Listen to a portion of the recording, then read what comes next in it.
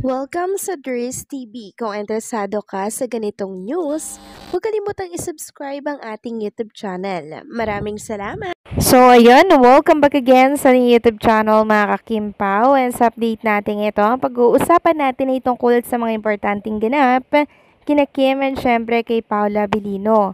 Pero bago po ang lahat, maraming salamat sa inyong patuloy na pagsuporta at pagsubaybay sa mga daily update natin. Kaya naman bilang pasasalamat, narito po ang mga napili kong komento patungkol yan sa naging previous update. Unang komento mula po ito kay Ginang Virginia Bayang. Sabi niya, marami pong celebrity na halos nagmumura pero di nabash. Si Kim lang talaga gusto nilang sabayan kasi sure hit na viral. Tangi lang si Kim ang fave na i-bash ng social media. So yes po, Ginang Virginia, no, ang dami-dami naman pong mga celebrity dyan na laging ang sasama ng mga sinasabi, di ba? Pero hindi po sila nababash. Si Kim Chu, pag nag-push siya ng konting ano lang, di ba? Kanyang opinion, eto, at talaga naman pong pinuputakti siya ng mga social media na yan. And syempre ng mga bashers. So, ito po kasing mga bashers na to, tinitingnan at inaabangan po nila yung magiging kilos ni Kim Chu, konting pagkakamali, gagawan po nila ng issue, papalakihin po nila kasi gusto po nilang ibagsak si Kim Chu, mga kakimpaw. Kaya salip na maglabas po ng sama ng loob si Kim sa social media or sa publiko, hindi na lang. Kasi po, ang daming perfecto, ang dami pong bumabatikos sa kanya. Kaya nga ang payo namin na mga Kimpaw fans, since love na love namin si Chinita Princess, tahimik na lamang po siya para nang sa ganun, hindi po siya ma-stress, mga kakimpaw. Alam naman natin dito sa mundo ng social media, 'di ba, lahat may masasabi sa mga pinopost po ni Chinita Princess. Walang mapiplease. Lahat may masasabi at may masasabi kahit mabuti ang i-post mo. Kahit na yun ay ikakatulong sa ating bansa. 'Di ba? So, hayaan na lang natin ang mga bashers. At least, 'di ba, naglabas po ng sama ng loob si Kim Chu. So, maraming salamat sa komento, Ginang Virginia Bayang. God bless and mabuhay po kayo. At ang next comment natin mula naman kay Gloria Watkins. Sabi niya, Durs, are you a Mercoleta follower? The way you spoke about Kim is a bit out of context. You said she should have just keep quiet. Why? She is a taxpayer. She has the right to speak and people should respect that. And you saying it will affect her new series? Why? Her solid fans will always be at her back and so are those solid Kim Pao. I do admire you as a blogger, but this one is a bit upsetting. It seems you are not happy about Kim giving her honest opinion. I thought you are a Kim Pao. Bashers will always be a bashers no matter what Kim does. So she might as well speak up and voice her opinions. There will be a lot of more who will respect and like her for speaking up. Also, please mind your captions sometimes is a bit intriguing, yet the content is not what your captions say. Peace and love to you. So maraming salamat po sa komento, Ginang Gloria Watkins. So, ang sabi ko nga po, ang paliwanag ko nga po, kay pro Marcoleta or anti Marcoleta po, mga kakimpaw, ang usapan dito ay si Kim Chu. So kaya po nasabi natin na wag na lang sana siyang magkomento kasi nilalayo ko po siya, mga kakimpaw, sa mga bashers, sa pambabatikos. Kasi kung love mo ang isang artista, gugustuhin niyo po bang mabatikos si Kim Chu?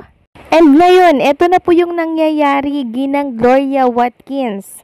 Binabati ko si Kim Chu at nahihirapan po kami na ipagtanggol siya sa mundo ng social media. At katunayan niya ng ibang mga fans, nakikipagbardagulan na din po.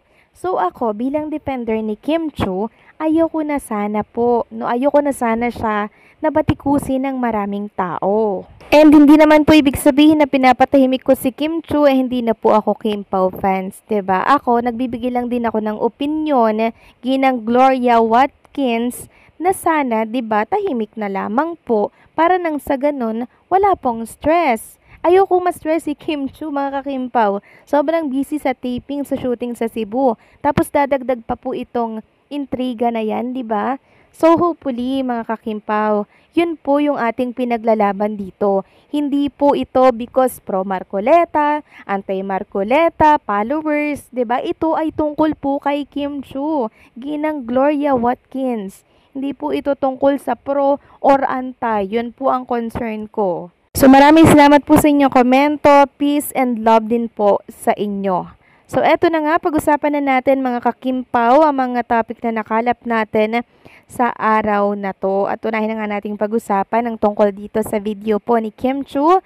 Kuha po ito sa isang kotse or sa loob po ito ng kotse. So, ang tahimik lang dito ni Kim Chiu, parang kumakain siya tapos naka-t-shirt lang siya, naka-short. Napansin daw siguro ni Kim na may nagbi-video, kaya napasilip si Stella Marie. So, hinangaan ito ng sobra-sobra ng mga fans kasi sobrang simple lang ni Kimi. Sabi nga dito ng isang netizen, tahimik behave at t-shirt lang siya pag siya very simple. Naka-crop at sleeveless lang siya sa showtime, mall show or promotions niya at madaldal siya dahil yun ang image na pinoportray niya.